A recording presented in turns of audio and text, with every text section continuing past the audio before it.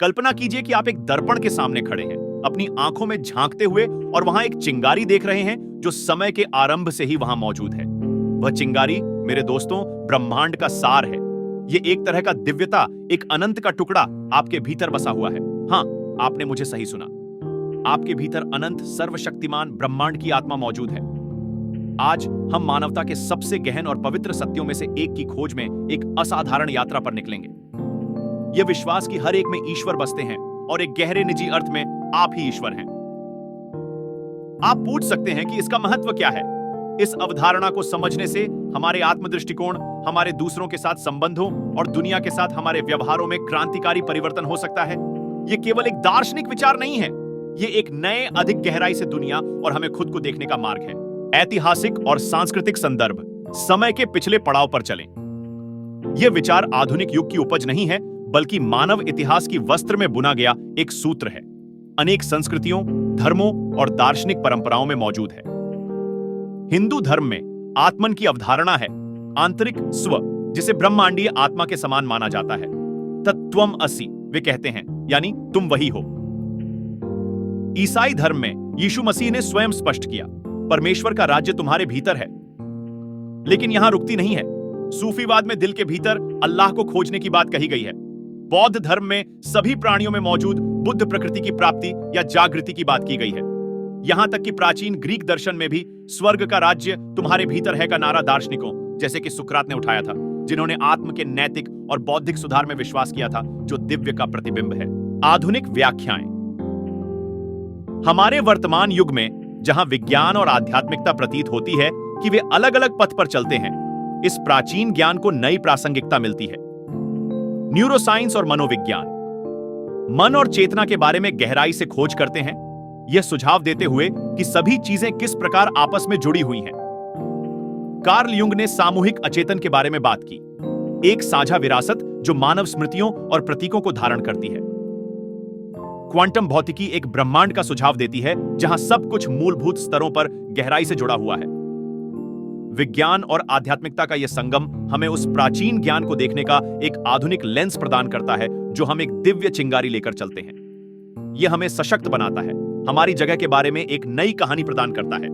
यह सुझाव देता है कि हम केवल दर्शक नहीं हैं, बल्कि सक्रिय भागीदार हैं, जिनके पास हमारी वास्तविकता को आकार देने की शक्ति है, जो हमारे भीतर मौजूद दिव्य शक्ति द्वारा संचालित है।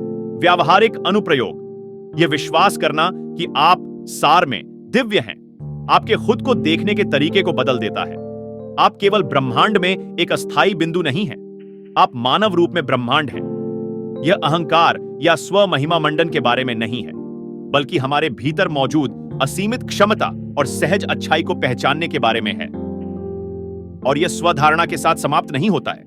यदि आप एक दिव्य चिंगारी लेकर चलते हैं, तो वह व्यक्ति भी जो आपके बगल में है और वह अजनबी जिसे आप सड़क पर पार करते हैं। यह एहसास हमारे दूसरों के साथ बातचीत को क्रांतिकारी रूप से बदल सकता है, एक दुनिया को बढ़ावा देता है जो अधिक सहानुभूति, करुणा और समझ से भरी हुई है। कल्पना कीजिए कि एक समाज जहां हम एक दूसरे को दिव्यता के अवतार के रूप में व्यवहार करते हैं।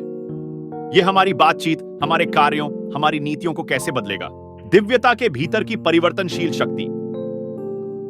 जैसे हम जीवन की यात्रा करते हैं, इस समझ के साथ कि दिव्यता हमारे भीतर निवास करती है, एक गहरा परिवर्तन शुरू होता है। यह केवल एक दार्शनिक अवधारणा नहीं है जिस पर विचार करना है। यह एक परिवर्तनशील सत्य है जो हमारे अस्तित्व को पुनः परिभाषित कर सकता है।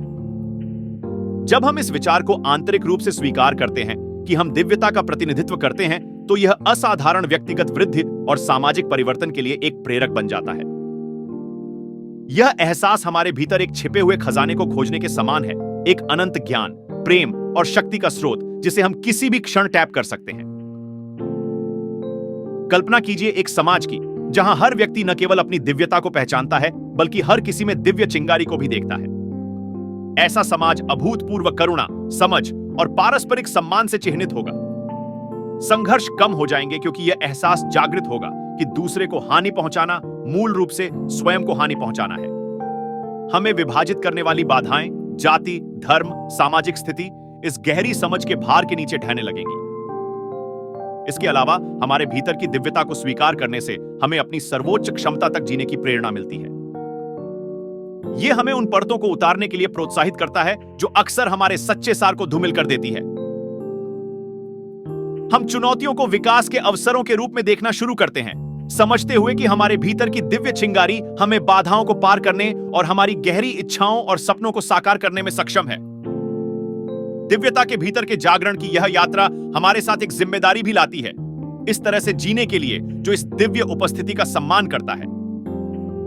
यह हमें अपने विचारों, शब्दों और क्रियाओं के प्रति सचेत रहने, इरादे और उद्देश्य के साथ जीने और सभी सृष्टि का सम्मान करने के लिए बुलाता है। यह एक क्रिया का आह्वान है जो युगों के पार गूंजता है, हमें न केवल भीतर की दिव्यता की खोज करने के लिए उत्साहित करता है, बल्कि इसे हमारे हर काम में चमकने देने के लिए भी।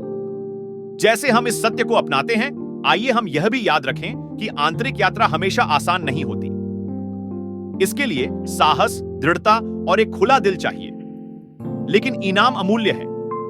भीतर की दिव्यता से जुड़कर हम सभी सृष्टि के अनंत स्रोत से जुड़ते हैं।